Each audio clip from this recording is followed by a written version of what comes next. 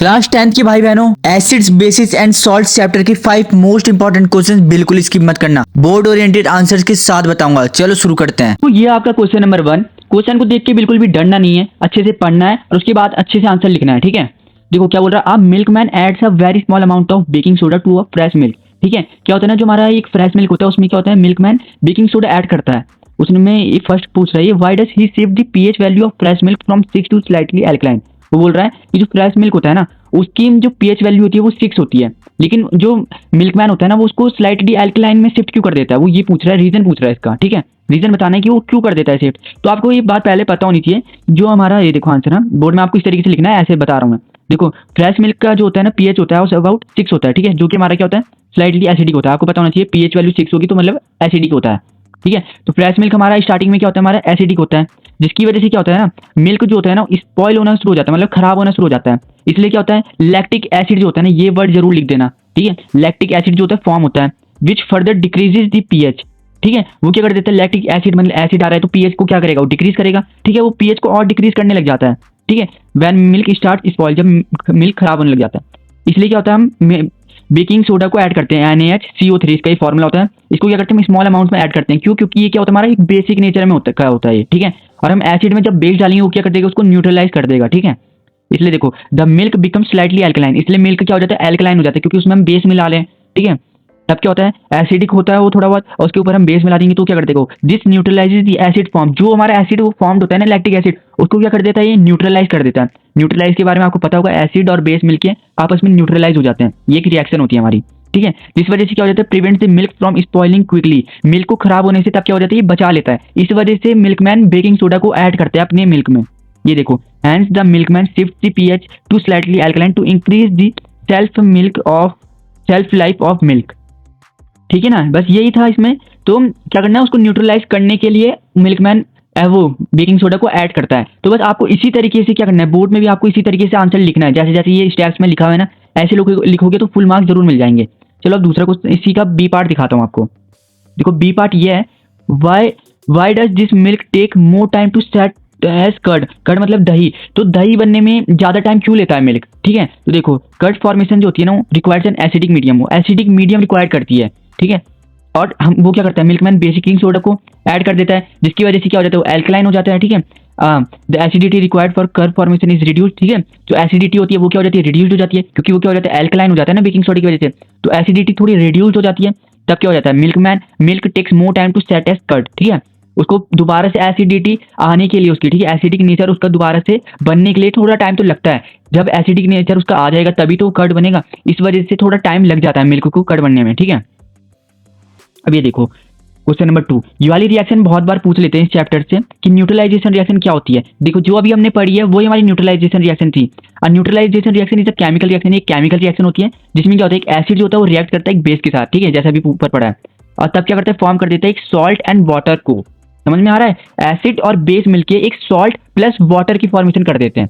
ठीक है, उसी को हम न्यूट्रलाइजेशन रिएक्शन बोलते हैं। तो इसका एग्जांपल देखो, एक HCl है, ये HCl क्या होता है हमारा, हाइड्रोजन क्लोराइड, और NaOH क्या होता है हमारा, एक बेसिक होता है। ठीक है, सोडियम हाइड्रोक्साइड इसको नाम बोला जाता है। तो ये देखो बेस और एक एसिड मिलकर क्या बना रहे हैं हमारी, NaCl बना रहे हैं, और NaCl क्या होता है हमारा, एक सॉल्ट होता है जिसका नाम होता है सोडियम क्लोराइड, और यहाँ पे H2O अलग से फॉर्म कर देगा ये। ठीक है, तो ये सॉल्ट की फॉर्मेशन जो हो रही है एसिड और बेस के मिलने से, इसी को न्यूट्रलाइजेशन रिएक्शन बोला जाता है। तो देखो H2SO4 एक सल्फ्यूरिक एसिड है हमारा, और ये CaOH होल ट्वाइस। ठीक है, ये हो गया हमारा, ये हमारा एक बेसिक है, तो ये CaSO4 फॉर्म कर देगा और हमारा H2O निकाल देगा। तो ये CaSO4 क्या हमारी एक सॉल्ट है। समझ में आ रहा है आपको, बस यही हमारे इसके 2 एग्जांपल आप अच्छे से याद रखना।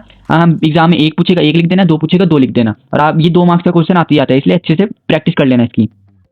अब ये देखो क्वेश्चन नंबर 3 आपका, इसमें क्या हो रहा है, name the acid present in ant sting. ठीक है, जो हमारी चींटी होती है ना उसके स्टिंग में कौन सा एसिड प्रेजेंट होता है। जब आपको चींटी काटती है तो दर्द होता है ना, तो वही पूछ रहा है वो उसका कौन सा एसिड होता है जिस वजह से आपको दर्द होता है, और उसका केमिकल फॉर्मूला भी बताना है, और ऑल्सो एक मेथड भी बताना है जिससे हम क्या कर सकते हैं, उसको ठीक कर सकते हैं। जब वो काट लेगी तो उसको ठीक करने का कोई मेथड बताना है। तो देखो जो एसिड जो होता है ना उसके अंदर वो फॉर्मिक एसिड होता है। ठीक है, और उसका केमिकल फॉर्मूला हमारा HC+OH होता है। ठीक है, इसको हम क्या बोलते हैं, और जब आप इसे 4th चैप्टर में पढ़ोगे ना तो इसका नाम आपको पता चलेगा, मिथेनोइक एसिड होता है। समझ में आ रहा है, फॉर्मिक एसिड हो गया एक नाम इसका, और दूसरा नाम इसका क्या हो गया, मिथेनोइक एसिड हो गया, IUPAC जो होता है। तो ये तो समझ में आ गया, एक फॉर्मिक एसिड होता है उसमें और उसका फॉर्मूला ये होता है हमारा। अब देखो उसको ठीक करने का तरीका बताना है, तो हम क्या कर सकते हैं, बेकिंग सोडा को रब कर सकते हैं ऑन दी अफेक्टेड एरिया, ठीक है। रिलीफ मिलता है उससे हमें। क्यों मिलता है? This is because baking soda is basic in nature, ठीक है। जो बेकिंग सोडा होता है वो बेसिक होता है नेचर में, जैसे अभी बताया था आपको NaCO3, ठीक है। क्या होता है इसका नाम? बेकिंग सोडा हो गया हमारा। तो ये क्या कर देता है हमारा, न्यूट्रलाइजेज दिस फॉर्मिक एसिड, ठीक है। फॉर्मिक एसिड को क्या कर देगा, न्यूट्रलाइज कर देगा, ठीक है। एक एसिड है, जब हम उसमें बेसिक नेचर का एक बेकिंग सोडा डालेंगे, ठीक है, जो हमारा बेसिक नेचर का होता है, तो वो मिलकर आपस में न्यूट्रलाइजेशन रिएक्शन करेंगे, जिस वजह से न्यूट्रलाइज हो जाएगा और हमें दर्द नहीं होगा, बिल्कुल रिलीफ मिल जाएगा, ठीक है। समझ में आ रहा है आपको?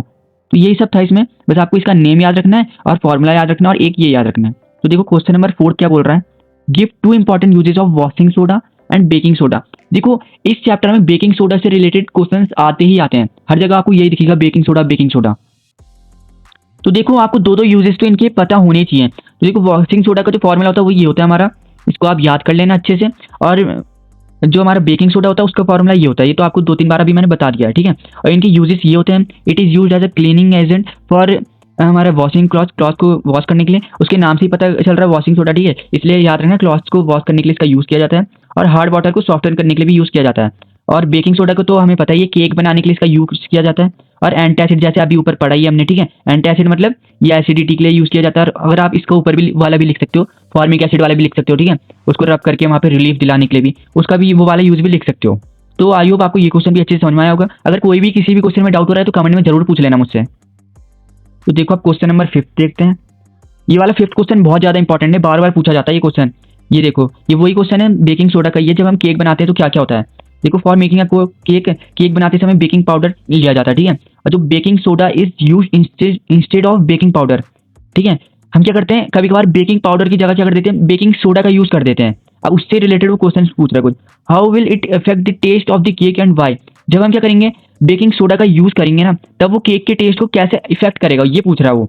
तो देखो जब हम बेकिंग सोडा लेंगे, तो जब हम उसको हीट करेंगे ना, केक बनाने के लिए जब हम उसको हीट करेंगे, ठीक है, तो जो बेकिंग सोडा होगा वो डिकम्पोज हो जाता है हमारा और फॉर्म कर देता है सोडियम कार्बोनेट में, ठीक है। और हमारा जो सोडियम कार्बोनेट होता है ना, वो बिटर होता है टेस्ट में, ठीक है। बिटर होता है वो टेस्ट में सोडियम कार्बोनेट, और बेकिंग सोडा हीट करने के बाद इसी में हो जाता है, डिकम्पोज हो जाता है। तो हमारा केक भी कैसे हो जाएगा, केक का टेस्ट भी कैसे हो जाएगा, हमारा बिटर हो जाएगा। इसलिए देखो therefore the cake will test bitter, और ये इसकी रिएक्शन ये जरूर लिख देना, इससे आपको बहुत अच्छे मार्क्स मिल जाएंगे। एग्जामिनर ये सोचेगा कि हाँ भाई इससे बहुत कुछ आता है। ये देखो बेकिंग सोडा का तो फॉर्मूला हमें पता ही है, और ये हमारा Na2CO3 हमारा ये सोडियम कार्बोनेट में टूट जाएगा और हमारा H2O निकलेगा और हमारा कार्बन डाइऑक्साइड निकलेगी, ठीक है। इस बात का ध्यान रखना है, जिसकी वजह से वो बिटर हो जाता है। और देखो दूसरा पार्ट इसका, how can baking soda be converted into baking powder. जो बेकिंग सोडा होता है ना, वो हमारा बेकिंग पाउडर में कैसे कन्वर्ट हो सकता है। तो देखो बेकिंग पाउडर जो होता है ना, वो is prepared by mixing baking soda with a mild edible acid like tartaric acid. देखो जो बेकिंग सोडा होता है ना, जब हम उसमें क्या कर देते हैं, मिक्स कर देते हैं टर्टरिक एसिड को, ठीक है, तो क्या होता है ना, ये बेकिंग पाउडर बन जाता है आपस में, ठीक है। इसलिए इसका ध्यान रखना, टर्टरिक एसिड को इसके साथ मिक्स करने से बेकिंग पाउडर हमारा बन जाता है। आपको इसी तरीके से इसी लैंग्वेज में आपको आंसर्स लिखने हैं बोर्ड में भी।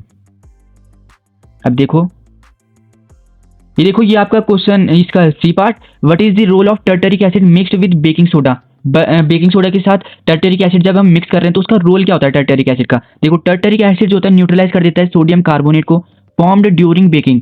अभी हमने देखा था ना, जब हम क्या कर रहे थे, बेकिंग सोडा को हीट कर रहे थे, तो हमारा सोडियम कार्बोनेट हमारा वो डिकम्पोज होकर सोडियम कार्बोनेट दे रहा था हमें। और सोडियम कार्बोनेट क्या होता था, हमारा बिटर होता था टेस्ट में, जिसकी वजह से केक भी हमारा बिटर हो जाता था। इस वजह से क्या करते हैं, हम टर्टरिक एसिड का यूज करते हैं ताकि वो उसे क्या कर दे, न्यूट्रलाइज कर दे, सोडियम कार्बोनेट को न्यूट्रलाइज कर दे। और तब क्या कर देता है, वो टेस्ट को उसके बिटर होने से बचा लेता है। जो हमारा उसका टेस्ट बिटर हो रहा है ना, उसको क्या कर देगा, सोडियम कार्बोनेट को टर्टरिक एसिड न्यूट्रलाइज कर देगा, और न्यूट्रलाइज कर देगा तो केक जो होगा ना हमारा बिटर रहेगा ही नहीं, ठीक है। उसका टेस्ट बिल्कुल अच्छा हो जाएगा। कभी आपने देखा कि केक का टेस्ट बिटर हो रहा है, नहीं होता है ना, क्योंकि वो क्या कर देते हैं, टर्टरिक एसिड का उसके ऊपर से यूज कर देते हैं, जिसकी वजह से वो न्यूट्रलाइज होकर उसको बिटर होने से बचा देता है। यही उसकी रिएक्शन होती है, ये देख सकते हो आप। ये हमारा सोडियम कार्बोनेट है जो हमारा हीट करते समय मिलता है, उसके ऊपर हमने टर्टरिक एसिड डाल दिया, जिस वजह से सॉल्ट निकल जाता है, वाटर निकल जाता है, हमारा कार्बन डाइऑक्साइड निकल जाती है, कार्बन डाइऑक्साइड निकल जाती है, जिसकी वजह से क्या हो जाता है, हमारा वो बिटर नहीं रहता है। इतना ज़्यादा आपको डिटेल में जाने की जरूरत नहीं है, बस इतना ध्यान रखना है, टर्टरिक एसिड यूज किया जाता है जो उसको न्यूट्रलाइज कर देता है सोडियम कार्बोनेट को, और जिस वजह से वो बिटर नहीं बचता केक हमारा, ठीक है। तो ये हमारे 5 क्वेश्चन थे, और आई होप आपको 5 के 5 क्वेश्चन अच्छे से समझ में आए होंगे। ये क्वेश्चन बोर्ड में बार बार रिपीट करते रहते हैं, इसलिए ये इंपॉर्टेंट क्वेश्चन है, इनको अच्छे से पढ़ लेना, अच्छे से समझ लेना, अच्छे से याद कर लेना। और ये एक 6th क्वेश्चन है आपके लिए, बोनस क्वेश्चन है, इसका आंसर आप कमेंट में जरूर बताना, मैं जरूर चेक करूंगा। और आज के लिए इतना ही, मिलते हैं नेक्स्ट वीडियो में नेक्स्ट चैप्टर के क्वेश्चन के साथ। Thank you.